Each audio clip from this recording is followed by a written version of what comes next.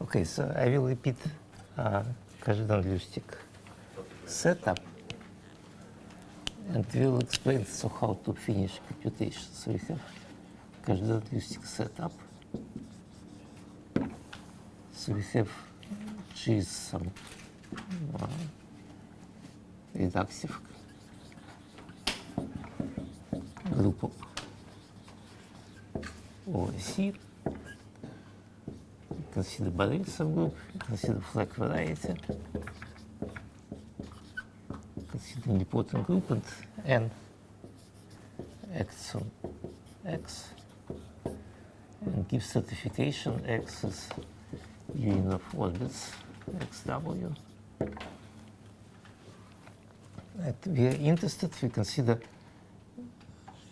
CW is IC sheaf of XW bar.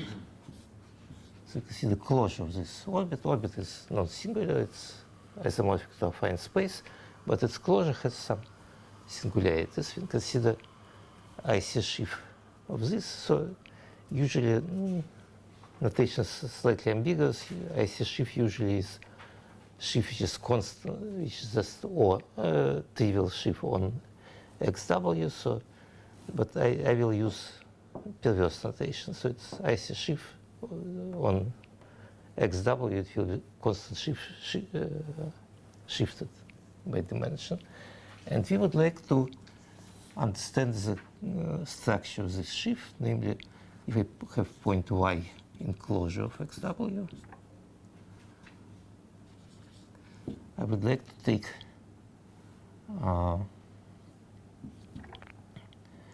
yi sheaf of CW, and this will be complex of vector spaces, and consider dimension of this X homologies I of this CW. I'm afraid of failing in the exam, so can you explain the difference between when we do this over the complex numbers or over FQ bar, over FQ? I mean, I'm now totally Yes, confused. yes. Are we over C? So now we are over C. Because I was about to ask you about the veil structure, and then I realized No, there is no veil over C, structure. there's no weight structure here. That's the idea. There's no weight structure here, and we would like to solve this problem. And so I will explain today two ways to solve this problem. One of two standard ways, which are both, in fact, based on reduction to positive characteristic, but in fact the second can be done just in terms of analysis. But let's do it. So now we move from this problem to similar but slightly different problem. Namely, we consider, first of all, we consider the same problem over Kazhdan-Lusztig over FQ bar. And now we consider everything is over, everything defined over FQ. And we can consider all this as wave shifts.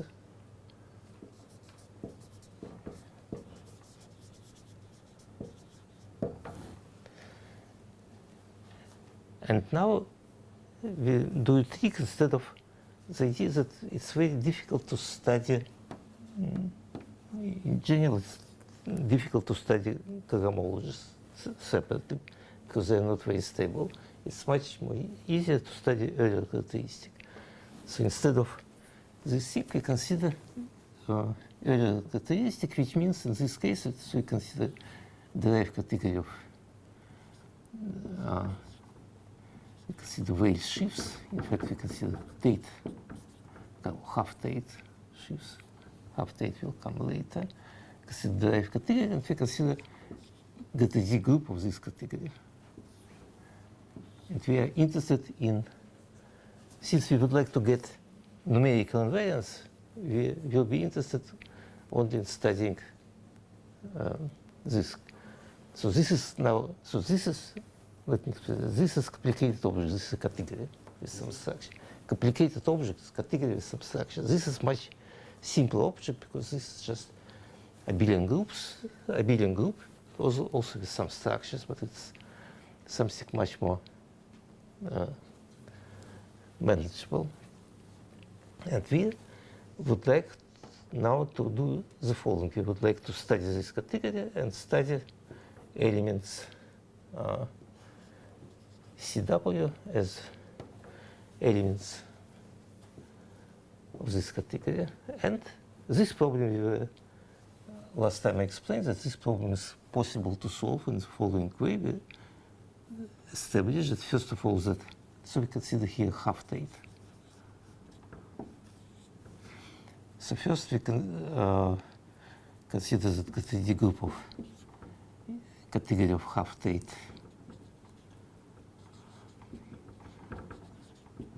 on the point is equal algebra A, which is Z of V plus minus 1 Laurent polynomials in one variable Z. And then we have seen that our algebra, our thing which we are interested in, K, is Weyl So you write this 1/2-tate. which is n equivalent things on X. Yes. Secretly, you just Yes, write yes, that and- you- Yes, is isomorphic to Hecke algebra, which is direct sum of this A times TW, and but also it has structure of algebra, and this structure of algebra we described. So basis TW involution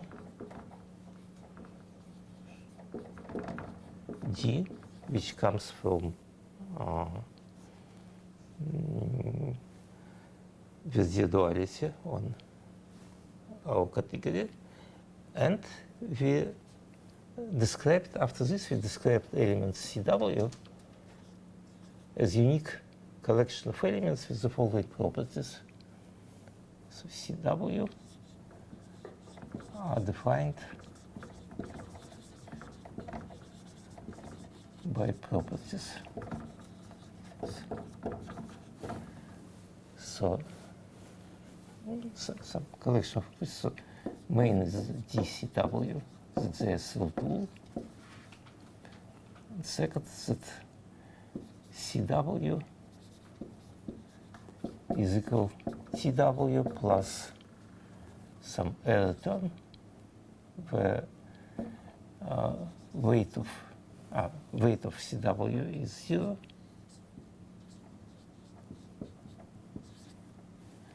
and the weight of this error term is strictly less than 0.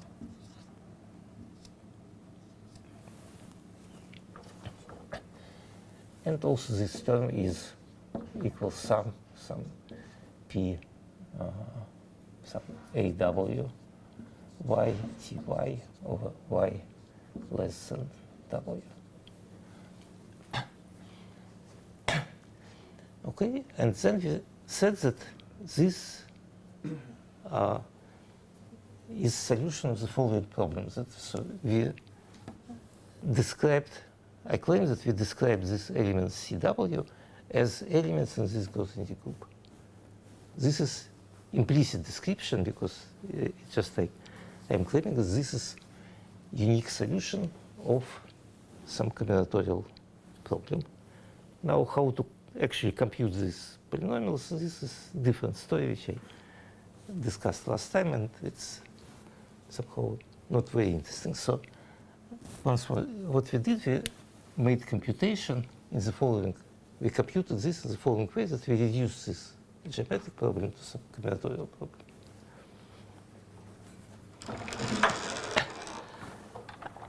Okay, so now the question only is, what is the relation of this problem to original Kazhdan-Lusztig problem? And this was done by Kazhdan and Lusztig. They proved the following, that so claim that in this situation, in Kazhdan-Lusztig situation, it's not always the case, So each sheaf CW is pointwise pure. Pure. So this means that if I take y in xw bar, I consider yi star, I consider stock of CW at this point. This will be complex of Weyl shifts over point. So the claim is that at each, that it will have some definite weight. So it means that hi, so the definite weight, so CW had weight 0, so it will be that hi of iy star of CW has weight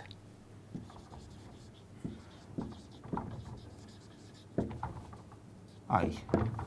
So in other words, that now if you want to consider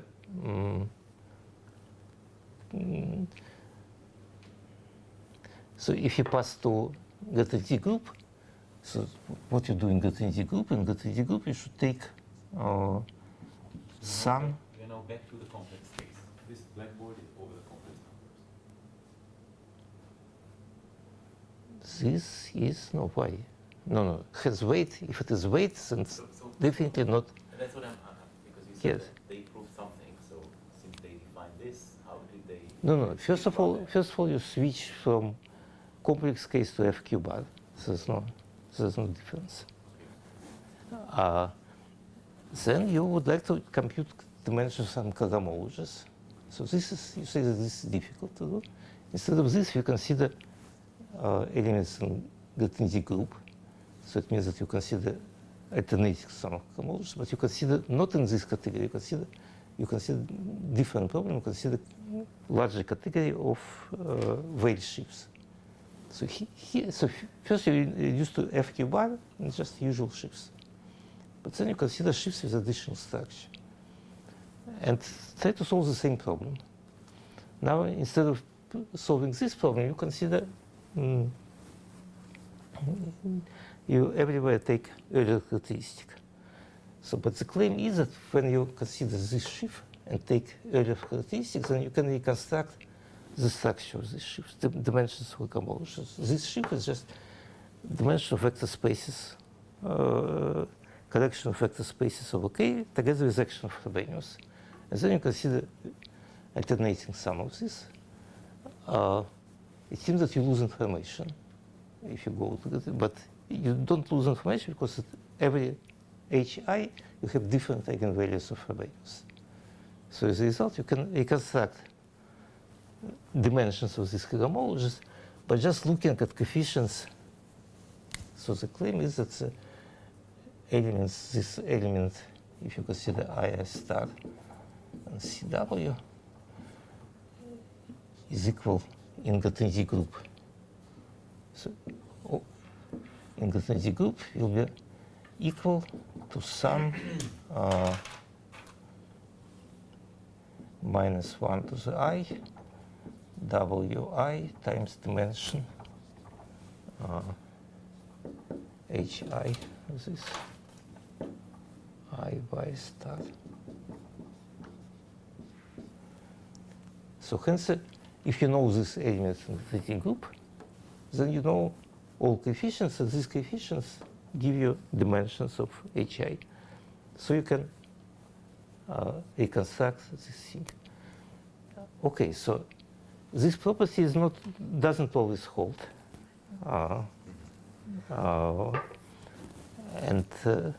So you can easily construct examples of this not general statements. There are CW for which fibers are not pointwise pure. So in this case, it holds, and the proof is, okay, maybe. So let me explain why it holds in this case. So how to prove the claim.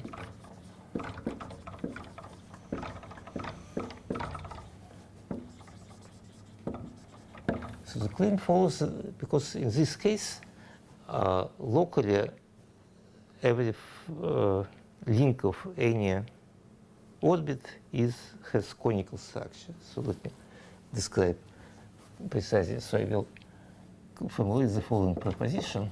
So in what cases you can, in principle, say that some sheaf is pointwise pure proposition. So let X be a conic variety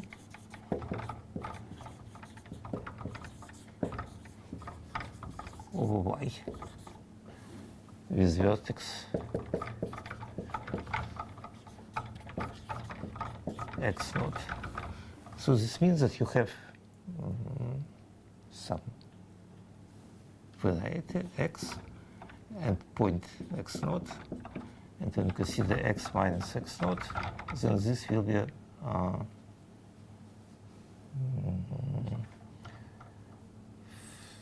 C star bundle over some projective variety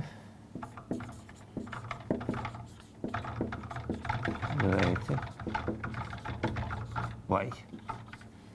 So in other words, what you're doing, you consider projective variety Y, consider it in projective space, and consider con over it. So then if you take IC sheaf of X and consider its phi by 0, point 0. So the claim is that this will be equal to P star of IC sheaf of Y. Maybe shifted by 1, I don't. Maybe shifted by 1. So you're a projective variety with a concrete embedding into something and here? It does better. That's what it seems that you're doing, but it doesn't really matter? No, it does matter. So important thing is that you can, there is on X, there is this action of C star, which has one fixed point, X0, and the rest is free action, and quotient is Y. And this is, so this is some kind of contraction point. So you're saying it's a property of X, I don't have to tell who is Y. I mean, if you give me an X, I can decide whether it's of that nature or not. Yes, no. I give you X together with action of C star. Yes, of course. No, it's important. So C star, first of all, contracts everything to this point. So some toric varieties are conic. Yes, for example, no, Some, why or toric? some, It's because you need not. a C star action. No. Toric variety is when you have action of very large group. Just toric variety is something different. Okay. This is C star varieties. Okay, so then the claim is that this thing can be computed. And now, ICY is irreducible, and so pure sheaf. Its direct image is also pure, because it's direct image and the proper morphism. So hence, this thing is also pure. Probably should be here. I never remember these shifts. There should be some shift. Okay, and so how we apply it in our case? So application. So we consider xy. This is some orbit. And then, so it lays in xw bar. So here, in the complement of this, there is xw, and we consider closure, it contains this, and we would like to understand structure of our IC sheaf at this point. So the idea is that, so claim, this always pure geometric claim, which is true in this situation and is not true in other situations.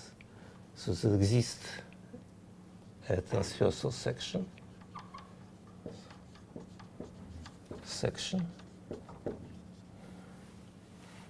to section L to xy such that, first of all, xy intersection with, not xy, x. No, in fact, not only xw, just, so we have this as a stratification.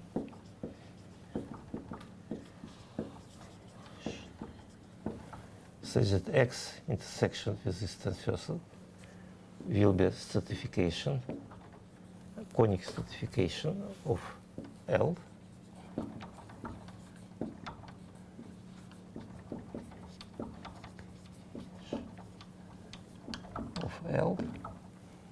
And that's one thing, and that since it's transversal section and since everything is invariant with respect to action of the groups, and if you consider, so to say, if you consider variety, let's ZW is equal L intersection with XW, and consider ZW bar at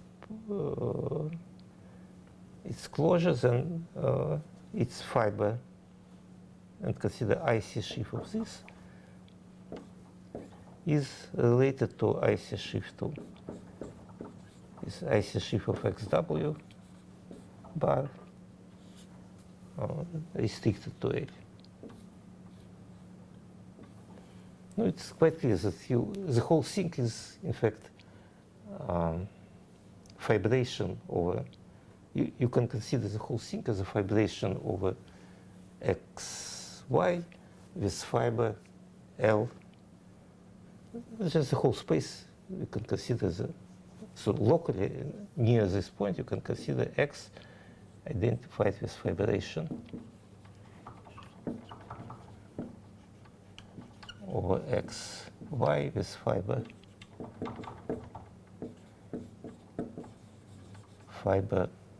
L.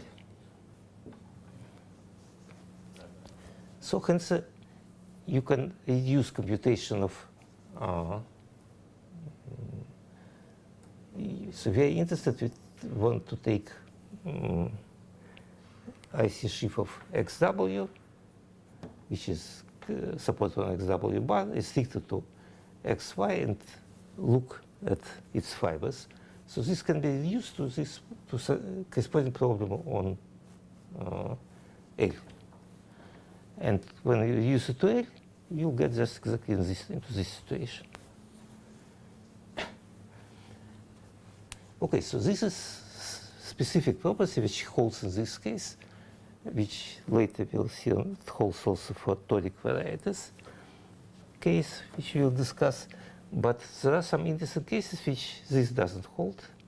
For instance, if you have action of the group K, which is, for instance, orthogonal group on Flach variety, then this property doesn't hold. So in this case, I simply don't know what is. So you can easily solve the cardinalistic problem for wedge shifts, but whether it gives answer for cosmologists, I simply don't know. I remember that. There is some trick by Vogan. Okay. Yes. So there is some. There was some paper by Vogan and Lustig where they computed these things and proved that everything works. But the geometry is a little bit more complicated, so we need to do something else.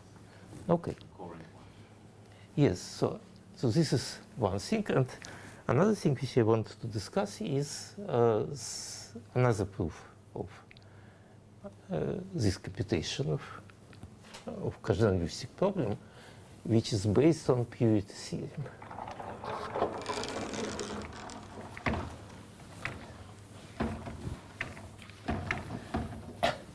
So once was this computation here was quite involved. So problem is first formulated, for instance, over complex numbers. That's where it naturally appears if you work with want to compute multiplicities of Fermat models. Then it is reformulated into FQ bar. That's relatively easy. Then you add some structure, go to FQ, add action of FQ. And then you solve different problem, which is also not easy, but The Euler characteristic problem. yes, Euler characteristic problem. But, and then show that in this case everything works. Okay, so now I want to give another formulation. Namely, let's remember that what I did on Tuesday was that main characters were some operators P alpha from the derived category of wave shifts on X into itself. Is the alpha plus 1 something, yes? Hmm? Essentially the alpha plus 1 something. What? So the shift of the So,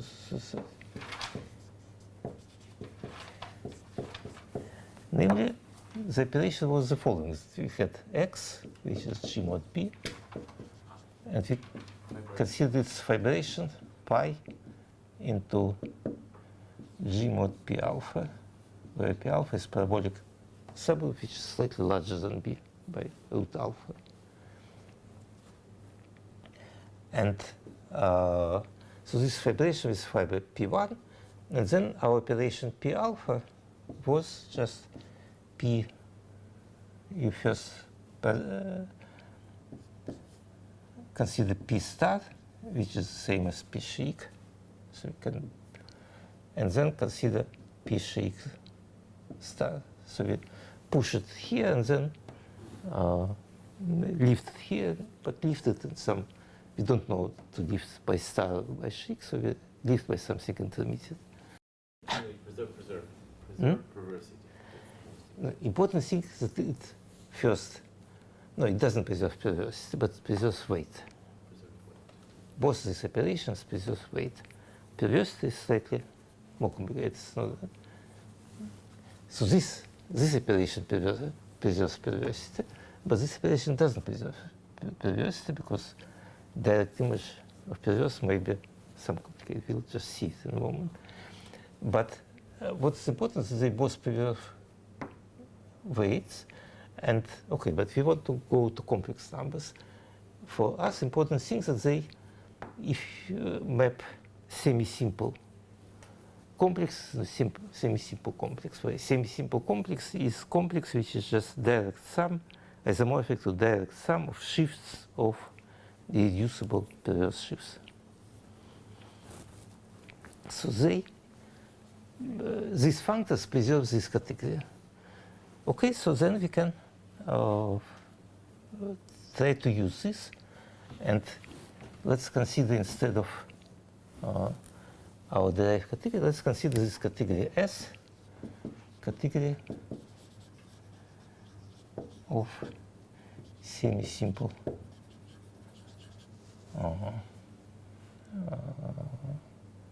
complexes over X over C, for example. I'm sorry, what is this functor Pi alpha? I describe it. So you take X, map into X alpha. What is X alpha? So X alpha is G mod P alpha. Ah, you haven't been last lecture. So P alpha is just group which is slightly larger than B on one by one root. And then you have this projection. This projects proper map with fiber P1. And you consider this shift, push it here and lift it here. Both operations, pushing and lifting, preserve weight. That's important. And we'll see that they, yes, the decomposition theorem also tells that if you started here with irreducible objects and its image here, that application of this thing will be semi-simple. The direct sum of irreducible objects may be shifted cosmologically. Joseph, Yes. again, this variation of field. Now we are talking about X of C, but excuse me, P alpha was defined on D veil. No, P alpha was defined in OC is the same. I understand, but what we discussed, I think, last time was about veil shifts. Is that correct? Or Yes, no, P alpha was defined on weight shifts, on the, So now let's go to complex numbers. So repeat everything for complex. We We don't- use everything with complex numbers, and the only thing which is for us interesting is that P alpha maps S into S. This we don't know. No, this is the composition theorem. So this is using trickery. You say that there are only finitely many things involved. I embed it into some. Yes. So this is no, okay. So this is how once more. This is how you can. So the question that we would like to solve Kazhdan-Lusztig, agent Kazhdan-Lusztig problem. One solution is to go to finite fields. Another solution is so the composition theorem is proved also going to finite fields. Probably there is also solution, proof of this analytic using Hodge theory. You think that only this point is needed. Yes. After So this- only yes. So the claim is that if you know the composition theorem, You're done. so that you can deduce everything over complex numbers. I personally don't quite like this thing because it is ideologically more complicated, but it can be done. That's what I want to say. But of course, also this decomposition theorem, in this, at least in this particular case, probably can be done by analytic methods. It's not, shouldn't be too difficult. Yes, so now let's see. So the idea is that, so what we know that P alpha maps S into S. So now let's consider the group of S. So what are objects of S? Objects of S are CW shifted by K. So this is basis of S. Of the group of S. And I write this as it's just equal CW times V to the K. So we'll consider this kind of thing. So I have this basis. And now what I want to do, I want to compute fiber of this thing at some point y. So how I do it? So the idea is that I compute this action of P alpha on this group. Namely, so I want to compute P alpha of CW. So there are two cases. First is that when L of sigma alpha, so let sigma be corresponding reflection. Again, I'm really sorry about my stupid question, but can you explain who is V? Earlier I understood that V is the square root of Q, and Q is related to my weight. Here V will be just this shift by one. At the cohomology. At the cohomology. We are It's just just playing the game on the yes, just playing the game of the cohomology, nothing less, nothing more, nothing What less. is our focus though? Hmm? What are we doing? So we are trying to compute. So we have this element CW. What we are trying to compute the fibers at one. So what does it mean? Fibers, dimensions of fibers. When we stick to point y, you'll get complex, and you want to compute its cohomologies. Now, so the idea is that if you have some complicated expression, some objects in S, if it would be not semi-simple, then it would be impossible to understand, so to say, to deduce what a structure of cohomologies from structure. Suppose you have extension of two shifts and you want to compute cohomologies. So then cohomology of extension are complicated function of cohomologies of these things. But since everything is semi-simple, you can just compute this thing. It makes sense. And that's what you want to compute. So now, in order to compute this, I will just explain.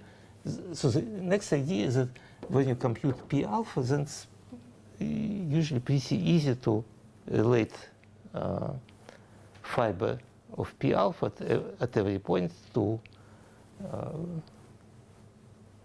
so how it acts on fibers. It's easy operation. So And now just I'm going to give formula how this works. So first, so I want to compute action of C alpha just in this basis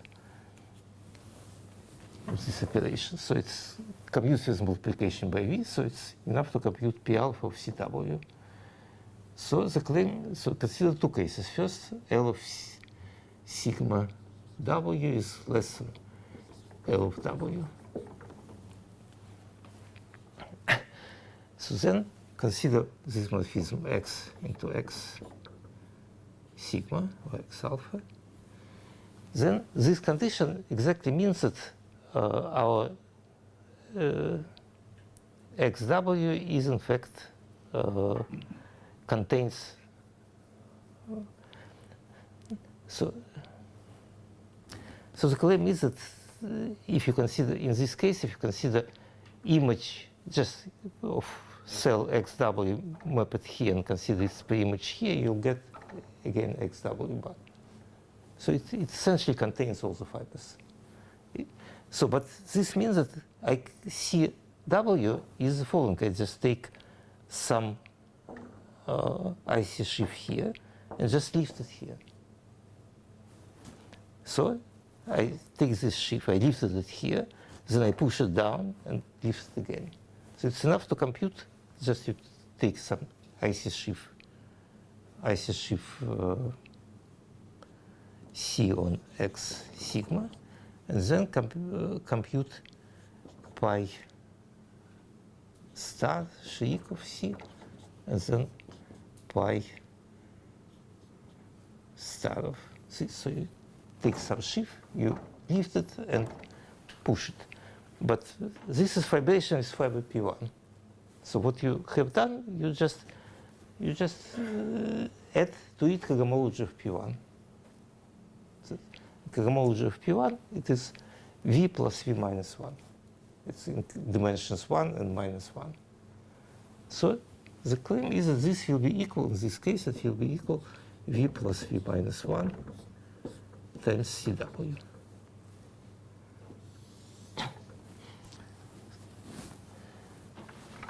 And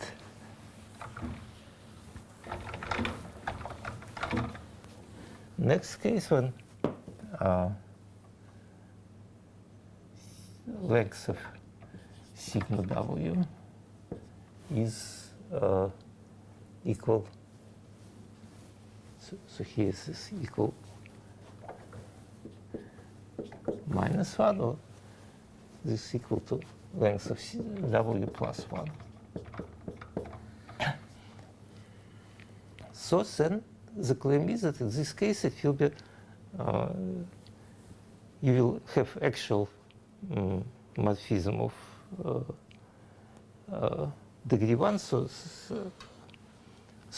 okay. So in this case, the computation of P alpha CW will be equal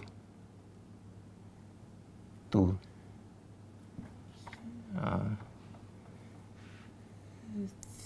C sigma alpha sigma W plus some of the coefficients, some Ni times Cy for some y less than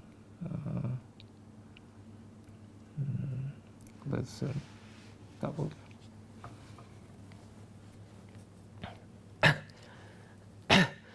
So where this will be just, so because, so in this case, we, since this fibration is fiber P1, then so it's clear that it changes cohomology by no more than by 1, but in this case, so in this case it changed cohomology by 1, shifted cohomology by 1, but in this case it will not change. It will be just P alpha of C, direct image. Yes. So in this case, this will be just direct sum of perverse shifts. There will be no just perverse shifts without shifts. So as a result, you get this thing. Okay, and now, on the other hand, you know how P alpha acts on, how P alpha changes this dimension of the fibers. And so, so I claim that these properties are already enough in order to compute, inductively compute CW. So, and how you do it, you just write, in inductive procedure will be exactly the same, that you write that W is equals sigma times W prime, where length of W prime is less than L of W. So you would like to compute, to understand CW in terms of this. So this you already know everything about.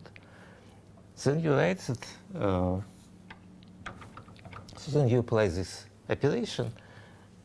So you apply operation P sigma to CW prime, which you know very well.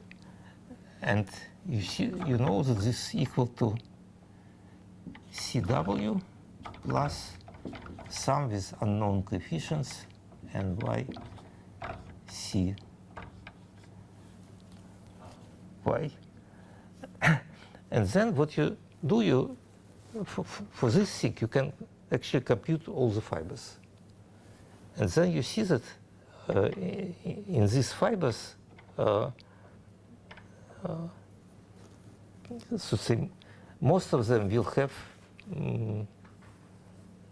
so when you compute fiber, you're interested in highest cohomologies. So in most of them, this highest possible cohomologies will be equal to 0. This corresponds to this CW, but in some of them, they will be slightly higher. And this, you know, that this indication that this CY, in fact, appears in this formula. So what you should do, you go to this thing, you compute for all y, compute fibers for this. This is easy to do. And then you just look for what is the structure of this HI, whether, and just by inspection for each element y which is less than W, you check that either this thing is coefficient is equal to 0, and then it belongs to this thing, or coefficient is more than 0, and then this belongs to this thing. And so you subtract all the things which you found by inspection, you'll get this number. So this essentially the same algorithm as before. And what it seems that it's pretty complicated algorithm, meaning that you cannot write it as a formula in any way.